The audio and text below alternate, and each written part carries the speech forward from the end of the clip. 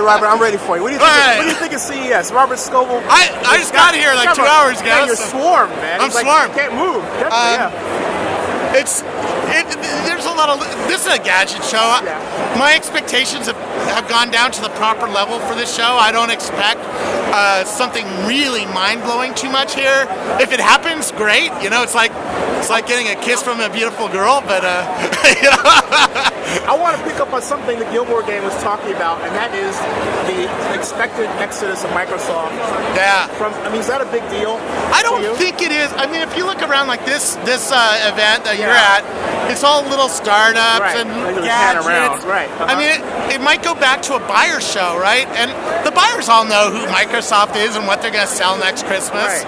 They don't need to go to a booth to see that, right? They do need to see, Belkin's gear line, or what the Parrot is, or what these new companies are doing.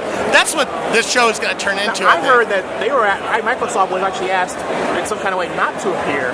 That was a scuttlebutt. They turned it around PR. You believe that? I think the argument was over the keynote. Yeah. Because Microsoft's keynotes are really boring. They don't announce anything. They don't cause any news. Ballmer, like when he showed off the tablets last year, I was like, I was going to sleep, right? And I don't know why we all go to that keynote, but we all do because it's Microsoft and they might announce something. They might announce something, right? So you've sort of got to go just in case they do. And I don't know. I like these small little tables where the company spent $3 or $5 grand to get in the table, and that's where you find the cool little stuff that never gets on Engadget. Now, what issue are you burning on? I think it's other than SOPA, but what? My job at Rackspace is to go around and find things that help small teams really kick ass and have a huge impact on the world, and that's probably not going to happen here. I'd look for companies like New Relic or Janrain that help developers. Like, there's 2 engineers at Universal. You think of Universal with all those websites, 2 engineers, just 2 engineers. So they're getting a lot of leverage. They're outsourcing everything, and they're kicking ass. They're having a big impact with a small team, and that's what I'm looking for. Is how do I help those guys have a huge impact on the world, right? And so there's a range of companies like New Relic, for instance, lets you watch thousands of cloud servers and see when you check in some code, did your servers go to hell? And you see that in real time, and you can dig into it and see what's going on, and so that helps those 2 guys manage a lot of infrastructure without a big team, right? Or Janrain lets you put this new identity stuff on each website, right? So if you visit a website that says check in with Facebook or Twitter, that's probably Janrain. So those 2 guys didn't have to write that and debug it and keep it running. They just bought that or licensed it from Janrain, and now 2 guys can do identity on all their websites. I want your thoughts, because you kind of talked about this when I was listening about tablets versus television. Well, yeah, TVs are big here, right? Right. When you walk around the hall, you see just acres and acres of absolutely big ass TVs. And I think of the tablet as a way of communicating what's happening on television. Yes. But are people really using it? I mean, I hear they are. Study says they are. I think they are. Yeah. And even those guys, right? They had an iPhone with their chat room, in their hand, and the TV is for watching. Right. That's the way it should be. TV's for watching, and you can sit and drink a beer and watch TV.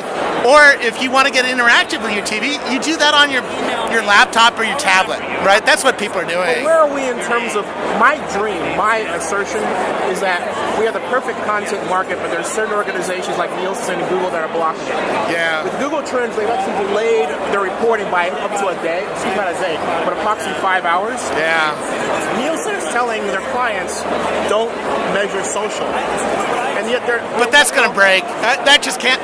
You can hold off progress for a while, maybe a couple of years, but at some point, those 2 guys at Universal go, screw this. Yeah. I can get, like, if you go to a site called Go Poll Go, you can ask a poll question, and in real time, you can see everything about the answers. You can see what is it male or female? Is it, did a guy from Russia answer? Remember TechCrunch disrupted New York? They put the Twitter feeds up live. Yeah. They stopped doing that. Was that because people are getting crapped on the Twitter feeds? Probably. For many speakers, it's unnerving because the whole room starts laughing and you don't know why because you're not paying attention to This is that. what happened in New York. Yeah, I remember that one. probably that's why. I like it, Yeah. but only if I can see it, so I can laugh along with the audience and say, "Oh, that was a funny joke, man." Yeah. And I really want to get on one last question. Yahoo's new CEO. Your thoughts? I don't know him. They have a lot of advantages, but they're in a deep hole. They have hundreds of millions of people who visit their web properties every month, so they have a huge audience. It's an old school audience. It's not an audience that's really excited about Twitter and Facebook and Google Plus, right? It's an audience that's been like, I'm going to Yahoo and I've been doing that for 10 years and I'm not moving. So it's not an early adopter audience. It's hard to monetize, but they have a lot of managerial problems and they have to put out a vision. Actually, one of the guys who runs a group in Yahoo News showed me how they are doubling or getting a huge amount of traffic from Facebook using Facebook's Open Graph, and how that could be the way that they stitch Yahoo together and show a vision of what Yahoo's going to look like in the future. But that requires a lot of people to buy in across the company. It's really a tough thing. Tell me your website, Mr. Scoble. I'm at scobleizer.com, but I'm usually more active on Google Plus or Facebook or Twitter.